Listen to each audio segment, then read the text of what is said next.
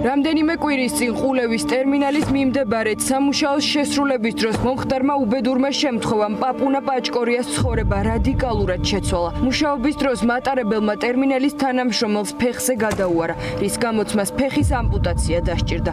ახლა მას სხვების დახმარების გარეშე გადაადგილებაც უჭირს. 20 რიცხვი დამავალეს ლიანდაგის შეწამვლა.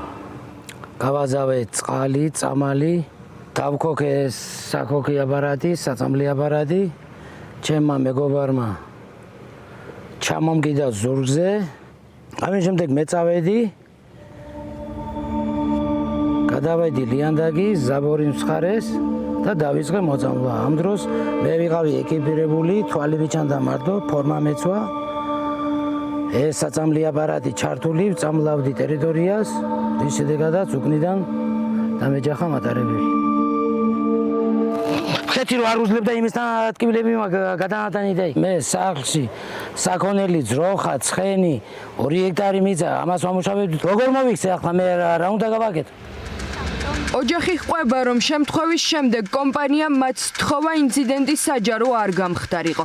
სანაცვლოდ კი მკურნალობის ხარჯების დაფარვას და თურქეთის ერთ-ერთ კლინიკაში ოპერაციის დაფინანსებას დაპირდნენ. ახლა კი კომპანია დახმარებაზე უარს ამბობს და დაზარალებულს ოპერაციის გაკეთებას თბილისში სთავაზობს. კი ეს ინციდენტი მოხდა. პაპუნა გადმოიყვანეს სენაკის კლინიკაში, კლინიკას სენამედში, სადაც მას ჩაუტარდა ფეხის მოკვეთა.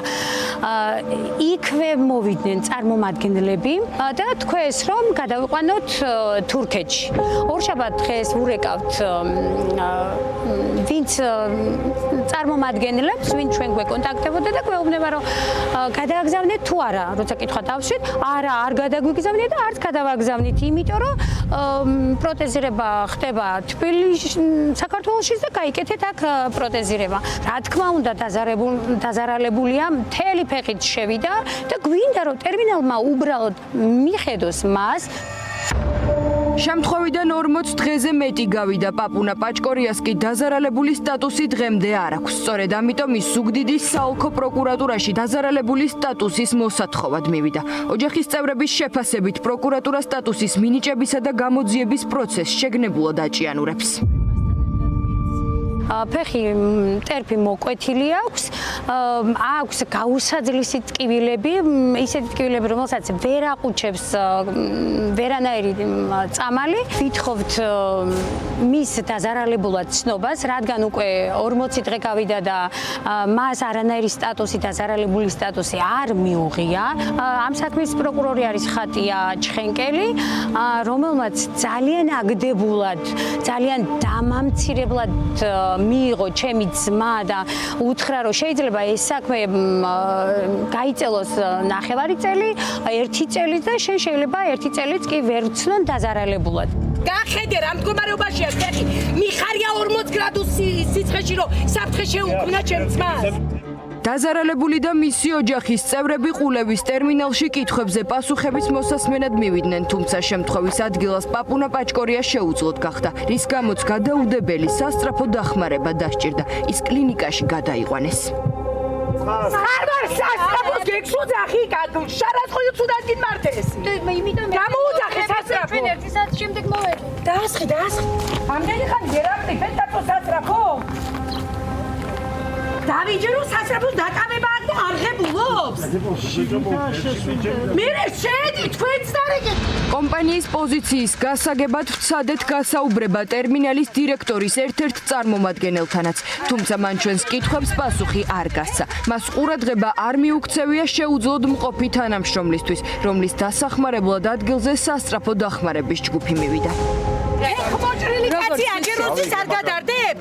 რას ქვია გეჩქარებად? კომპანიის პასუხისმგებლობას ხედავენ ოჯახის წევრები, სამსახურეობრივი მოვალეობის შესრულების დროს დაზიანდა ადამიანის ჯანმრთელობა და ამაზე პასუხი არ გაქვთ ბატონო ირაკლი? მართალია ყულევის ტერმინალის ერთ-ერთმა ხელმძღვანელმა პასუხი არ გაგვცა, მაგრამ ჩვენთან გასაუბრება ამავე კომპანიის იურისტმა გადაწყვიტა. მან უარყო თურქეთში ოპერაციის ჩატარების დაფინანსებაზე პირობის გაცემა. მიუხედავად იმისა, რომ პაპუნა პაჭკორია და მისი ოჯახის წევრებიც ამბობენ, რომ ეს დაპირება პირადად კომპანიის დირექტორისაგან მიიღეს. იურისტის თქმით, ტერმინალი ოპერაციას იმ შემთხვევაში დააფინანსებს, თუ ის საქართველოში ჩატარდება. კომპანიამ არაერთხელ დააფიქსირა მსახურობა ყველა სახის ხარჯების არასღაურებას დაკავშირებით გამოიჩინა მისი კეთილი ნება და აბსოლუტურად არც ერთ ეტაპზე უარი არ ვთქვამს ჯანმრთელობასთან დაკავშირებული პრობლემის მოგვარებაზე.